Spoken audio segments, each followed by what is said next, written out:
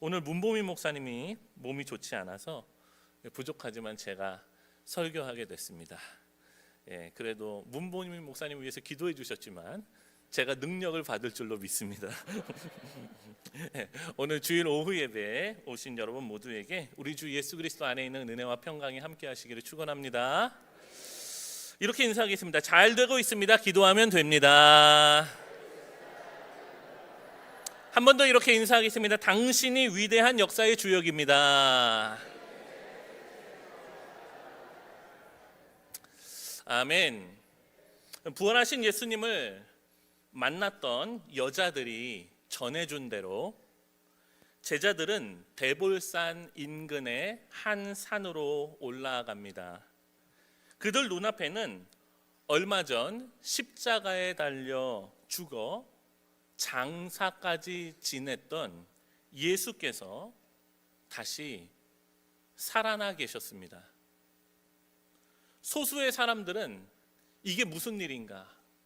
정말 내 눈앞에 있는 저분이 예수님이 맞는가? 의심하는 사람들도 있었습니다. 그러한 제자들을 향하여 예수께서 가까이 나아오시면서 이와 같이 위대한 명령을 주시고 계십니다. 오늘 본문 18절 말씀을 우리가 다시 한번 읽습니다. 시작.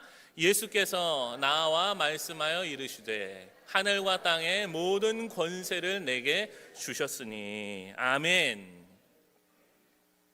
예수께서는 하나님 아버지께로부터 받은 이 위대한 권세만이 하나님의 나라를 전하는 이 사역을 감당할 수 있는 능력이었다고 말씀하시면서 이제는 그 능력을 제자들에게 주시겠다고 말씀하고 계십니다.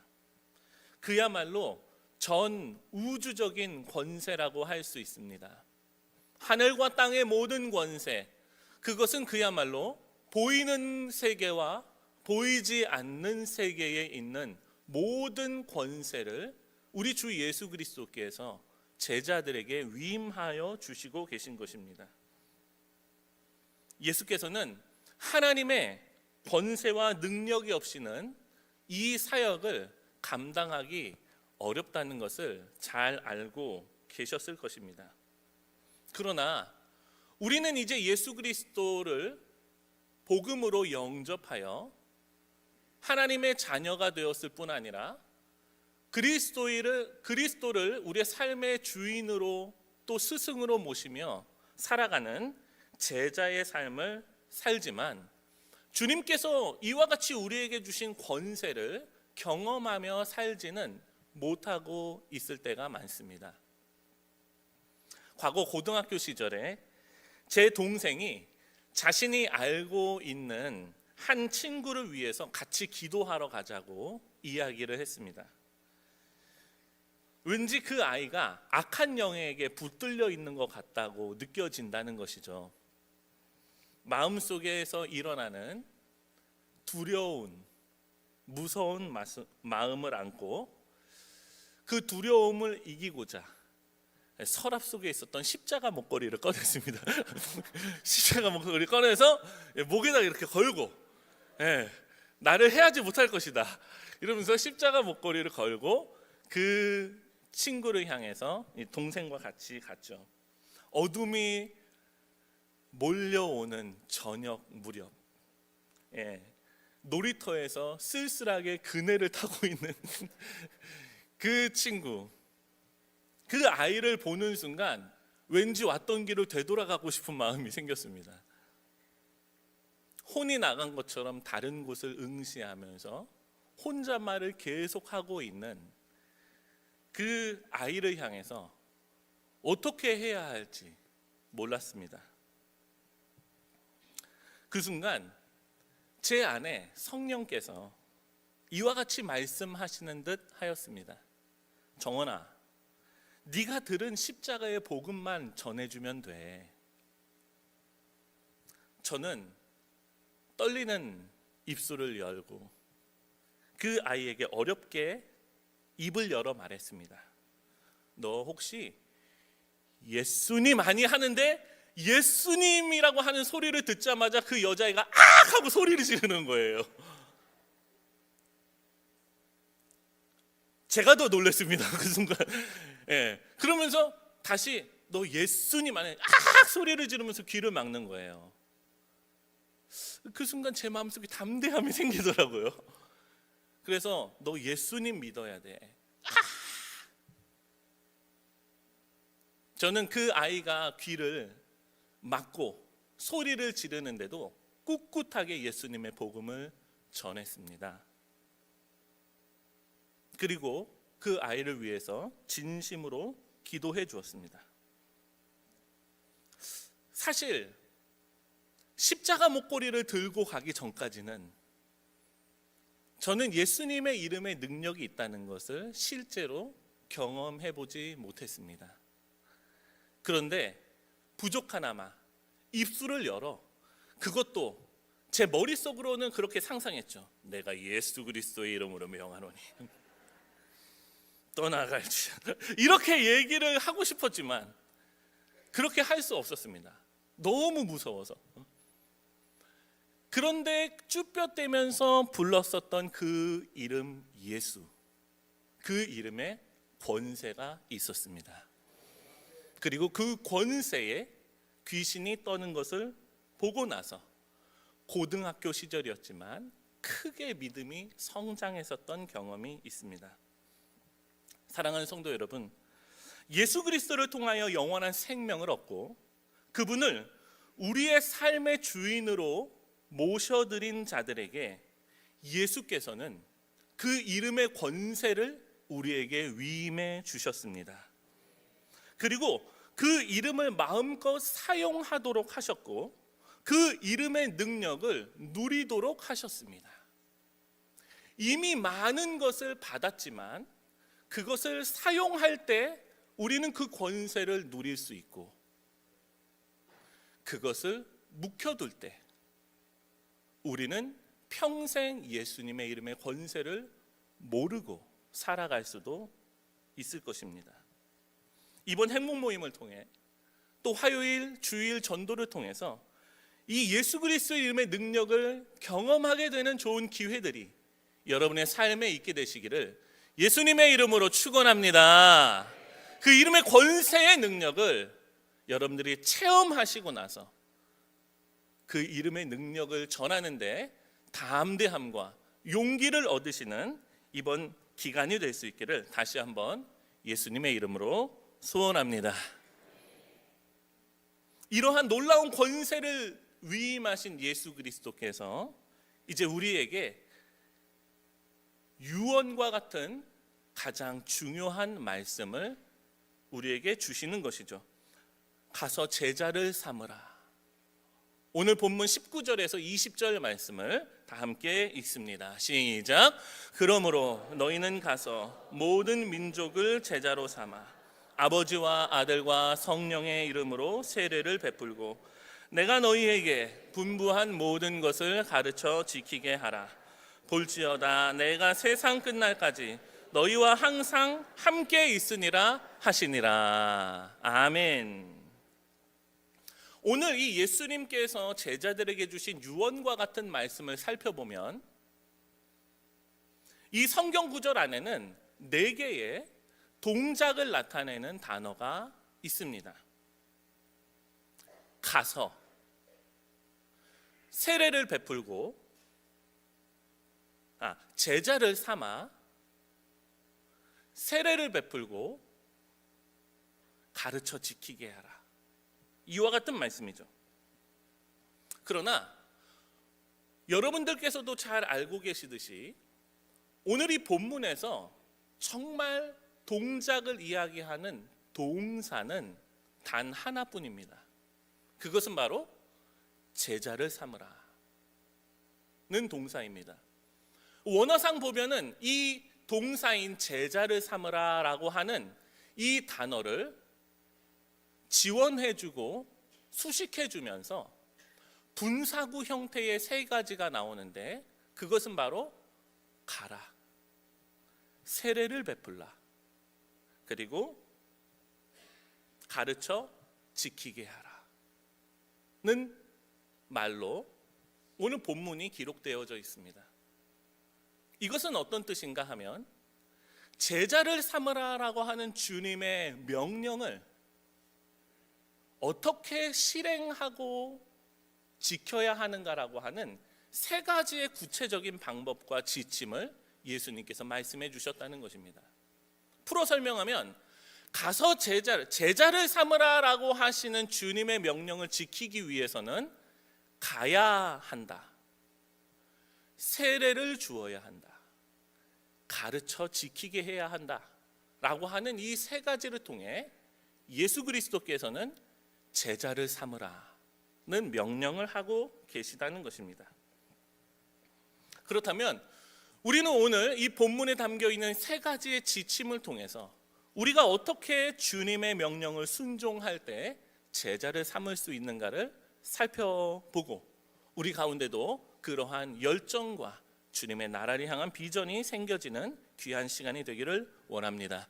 첫 번째로 주님께서는 가라라고 하십니다. 저를 따라해 주시겠습니다. 가라. 가라. 오늘 본문 19절 초반에 그러므로 너희는 가서라고 하는 말이 기록되어져 있죠. 사실 이 단어를 원문의 의미에 가깝게 해석하면은 너희들은 가면서라고 할 수 있습니다. 예수 그리스도의 복음의 사역은 현장으로 나가는 것부터 시작된다 라고 하는 뜻입니다. 우리가 복음을 전해야 하는 현장으로 나가지 않는다면 위대한 회복과 치유의 역사에 첫 단추를 끼울 수 없다는 뜻입니다. 우리가 나가서 복음을 전하는 그 현장에 우리가 직접 나가야 하는 그런 순종을 예수 그리스도께서는 우리에게 요구하고 계신 것이죠. 과거 헬스장 입구에 붙어 있는 한 문구를 보면서 저는 참 인상적이었습니다.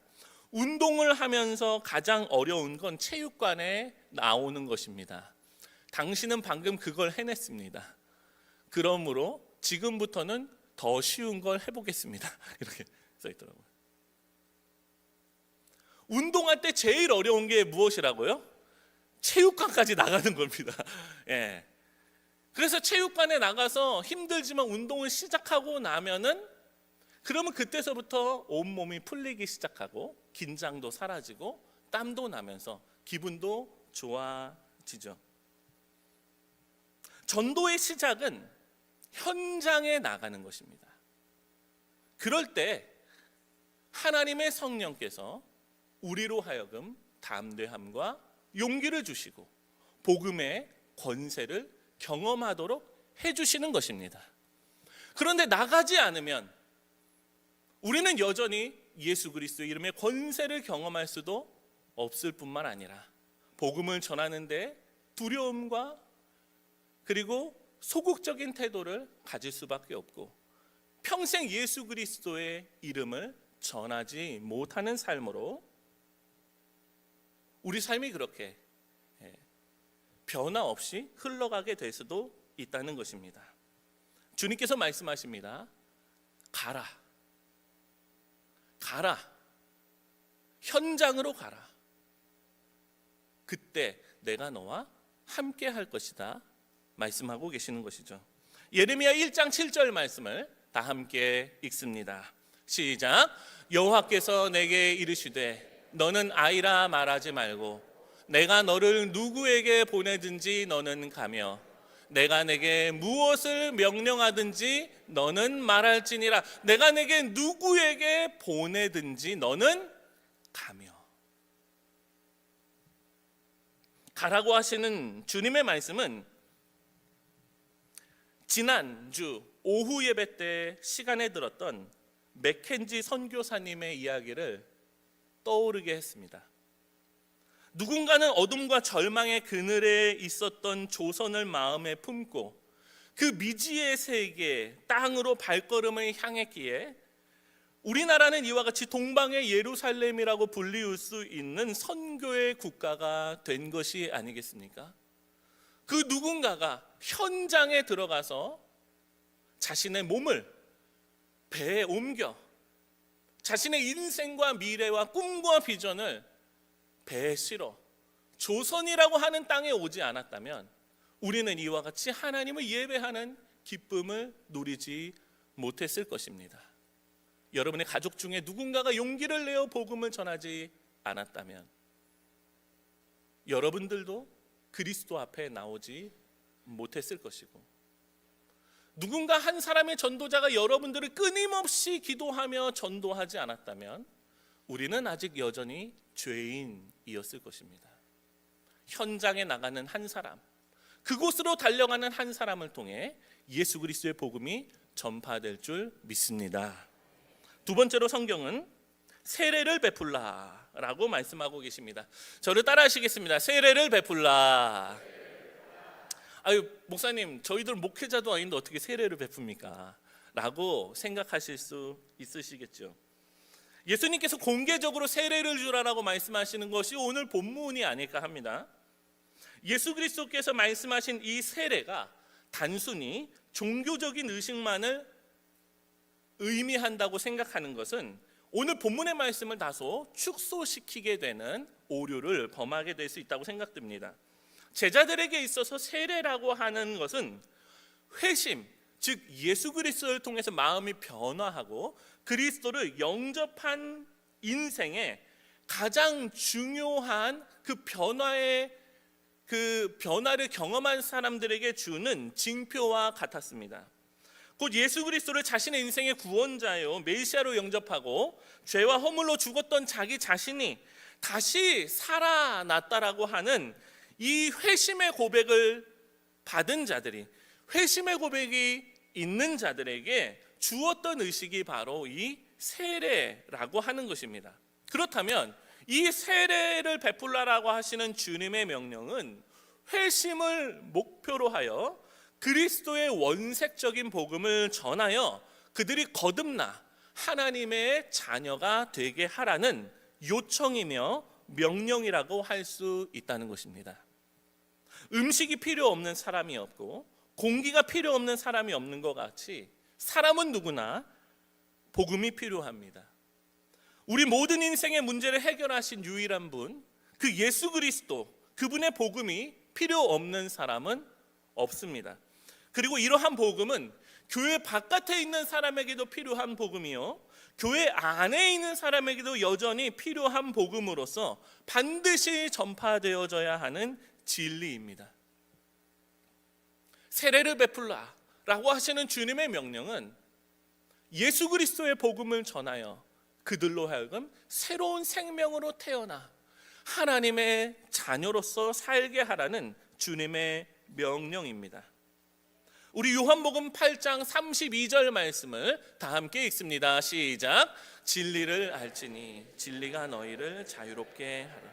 제자들과 사도 바울은 이스라엘과 온 유대 그리고 사마리아와 이방 땅에 있는 사람들이 예수 그리스도의 복음을 듣고 영접하여 그 위에 성령이 임하시는 장면을 실제로 목격하였습니다. 그들이 그리스도를 두려움으로 받고 영접할 때 하나님의 성령께서 하늘에서 그들 위에가 임재하시고 그들 가운데 구원이 임하는 것을, 그리고 성령의 은사가 임하는 것을 그들은 실제로 목격했습니다. 사실 유대인들도 예수께서 이 땅 가운데 메시아로 오셨다는 것을 거절하고 뿌리치며 그리고 부정하는 시대였습니다. 이방 사람들은 예수님에 대한 이름을 잘 모르고 있었을 수도 있습니다. 사실 우리가 예수님의 복음을 전하면서 우리가 사용하는 여러 가지 기독교적인 용어들을 그들이 완전하게 이해하고 예수님을 영접하는 것일까요? 오늘도 제가 이제 학습 및 세례자 교육을 했지만요, 교회의 학습 그리고 세례를 받기 위해서 6개월 혹은 1년간의 신앙생활을 했던 분들도 이 기독교 용어에 대해서 익숙하지 않습니다. 무슨 의미인지 잘 모르세요. 그렇지만 그 말하는 것에 있어서, 설득하는 것에 있어서가 아니라 하나님의 말씀의 능력이 있기 때문에, 그리고 그 영혼을 구원하시기를 열망하시는 하나님의 성령께서 그들의 마음을 열어 그리스도를 영접하게 하실 줄 믿습니다. 제자들은 단지 예수님의 복음을 전했을 뿐입니다. 그들이 이해할 수 있는가 그렇지 않은가는 둘째 문제였어요. 예수가 그리스도라고 전파하기 시작할 때 복음의 문은 열리고 새 생명은 태어나게 된 것입니다. 이번 상반기를 통해 우리 안에 한 영혼이라도 그리스도께 나와 우리 가운데 기쁨이 충만한 시간이 될 수 있기를 예수님의 이름으로 소원합니다. 할렐루야. 마지막으로 가르치라라고 하는 주님의 말씀입니다. 저를 따라하시겠습니다. 가르치라. 우리는 이 원문을 그대로 영어로 해석할 때 한글 성경과 조금 번역의 차이가 있다는 것을 알게 됩니다. 오늘 성경은 내가 너희에게 분부한 모든 것을 가르쳐 지키게 하라 라고 하는 말씀이지만, 그러나 다른 성경들의 번역을 보면은 내가 너희에게 분부한 모든 것을 지키도록 너희는 가르쳐라. 사실은 이 두 가지의 본문이 서로 충분히 비슷하고 또 같은 의미로 저희들이 받아들일 수 있지만, 그러나 여기는 지키게 하라라고 하는 강조점이 있는 것이고 여기는 가르치라라고 하는 강조점이 있다는 것입니다. 그러나 오늘은 저는 이 가르치라라고 하는 강조점으로 여러분들과 함께 말씀을 나눠보기를 원하시는 것이죠. 사람이 하나님의 말씀에 순종하며 그 말씀을 지킬 때까지 인내하고 그들을 계속적으로 가르쳐야 한다는 뜻입니다. 그들이 스스로 하나님을 알고 하나님의 말씀을 사모하며 하나님의 그 꿀과 같이 단 말씀을 묵상하고 자신의 삶 속에서 혼자 스스로 기도하며 삶의 위기와 어려움들과 고난들을 이겨나가는 성숙한 그리스도인이 될 때까지 너희들은 계속 가르쳐야 된다 라고 말씀하시는 것입니다. 우리 주님께서는 이 땅에 오셔서 하나님의 나라의 일과 사람의 온전하신 뜻을 가르쳐 주셨습니다. 그러나 주께서는 그저 이론이나 학문 그리고 진리를 설명하는 것으로서가 아니라 그러한 삶을 실제적으로 보여주시고 제자들을 끊임없이 품어주시는 것으로 제자들을 세우셨습니다. 예수님의 교훈은 말이 아니었습니다. 예수님의 교훈은 삶의 실천이었고 그 영혼을 뜨겁게 사랑하시는 것이었습니다. 그것을 통하여 예수 그리스도께서는 그분의 복음을 완전하게 가르쳐 주신 것이죠. 어느 날 한 개척교회 목사님이 시무하는 교회에 새 신자 한 분이 등록하셨습니다.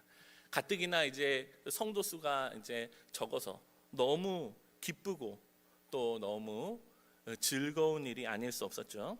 그분은 새로 오신 분은 공학 박사로 연구원에서 근무를 하고 계신 분이었어요. 가뜩이나 이제 설교하는 그런 것들이 조금 문제였지만 그래도 그 한 분이 오셨으니까 고민하던 목사님은 돌아오는 주일에 우주공학이라고 하는 학문을 검색해가지고 예화를 잔뜩 만들어서 설교하기 시작한 것이죠.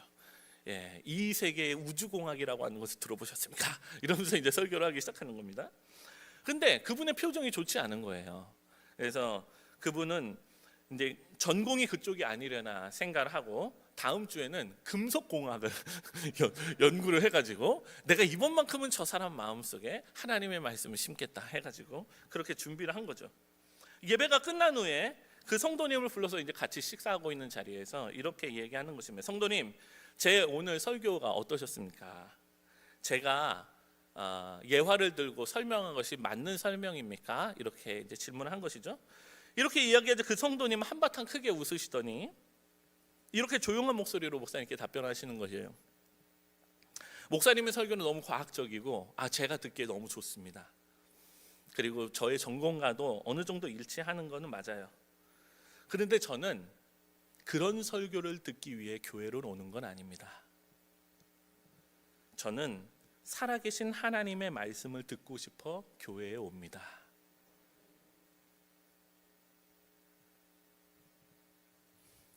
이 세상에서도 참 가르치는 것들이 많습니다. 평일날 오전 8시만 7시, 8시만 되면 TV에서요. 어떻게 잘 먹고 잘 사는 법 잘 가르쳐 주고요.